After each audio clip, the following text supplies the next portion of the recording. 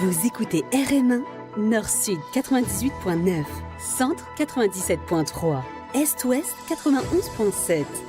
RM1, la radio nationale. RM1, 9 o'clock.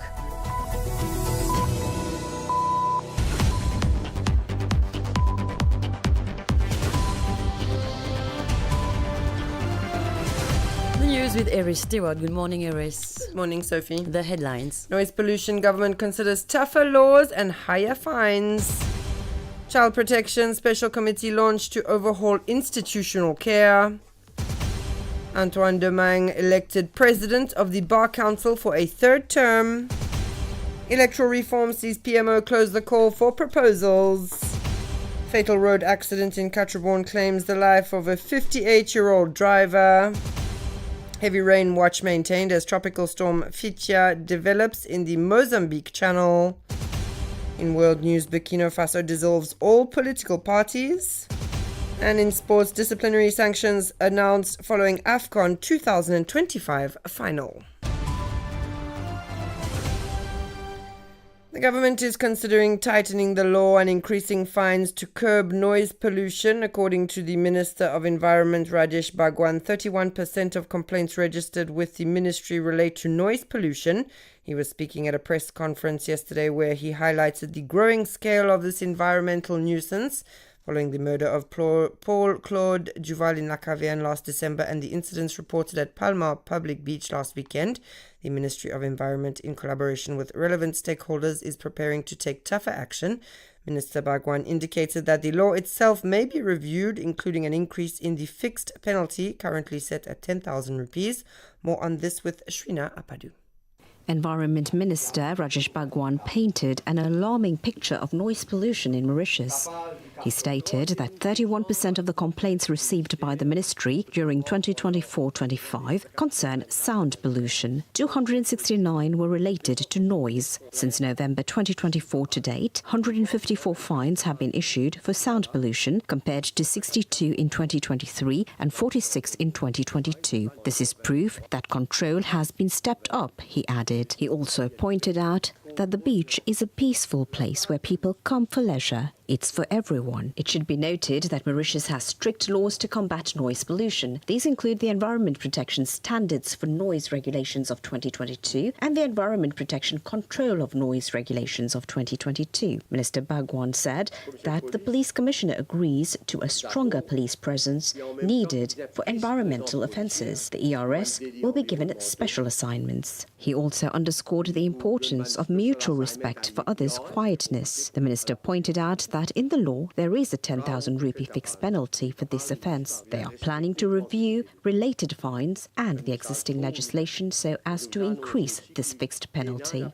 Junior Minister Joanna Béranger stated that she has observed an increase in cases of public disturbances in recent years. She advocated for the introduction of community service for repeat offenders. She stated that if after a first fine the person commits the offence again, this means that he does not understand the importance of respecting regulations, his environment, and his neighbour's freedom. Hence, it's probable that through community service, the person will develop a sense of belonging and a conscience to safeguard the environment.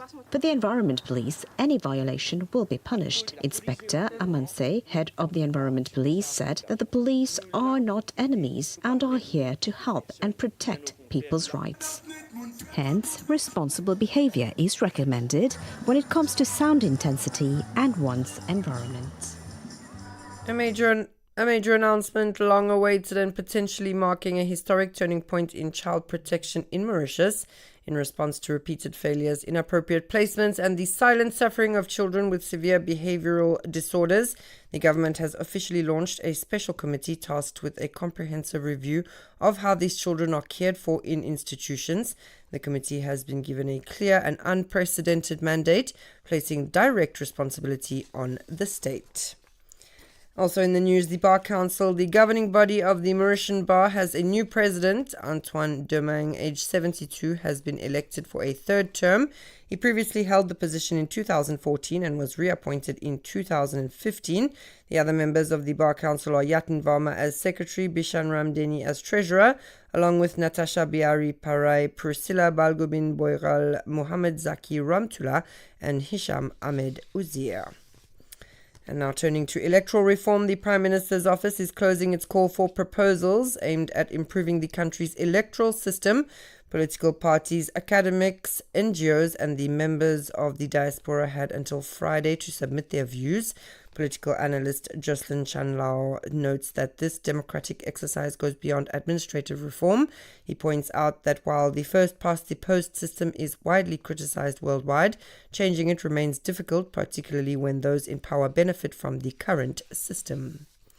And tragedy once again on the country's roads. A 58-year-old driver lost his life after his vehicle crashed violently into the wall of the Sir Virasamy Ringadu Government School along Avenue Sodnak in Katrabon. The victim, identified as Vikash Reddy, was pronounced dead at the scene by emergency services. The accident occurred at around 8:45 p.m. Police in Sodnak have launched an investigation to determine the exact circumstances of the crash. And in weather-related news, a heavy rain watch remains in force in Mauritius until 10 o'clock this morning. Meanwhile, the tropical depression evolving in the Mozambique Channel intensified overnight into a moderate tropical storm named Fitia by Madagascar's meteorological services. At 4 a.m., the system was located near latitude 15.6 degrees south and longitude 42.4 degrees east and is currently almost stationary, according to the Vakwa weather station. And it's 9:07. You're listening to RM1. We move to international news. In Burkina Faso, the government announced on Thursday the dissolution of all political parties and political formations. A decree to that effect was adopted by the Council of Ministers. Authorities argue that the proliferation of political parties has led to divisions within society and weakened social cohesion. And finally, in sports, following the 10th African Cup of Nations 2025 final won by Senegal against Morocco, the Confederation of African Football's disciplinary committee has issued its decisions. Sanctions have been imposed on several individuals involved in the match, with both national teams affected. That's all from me this morning. Thanks so much for listening. Stay tuned now to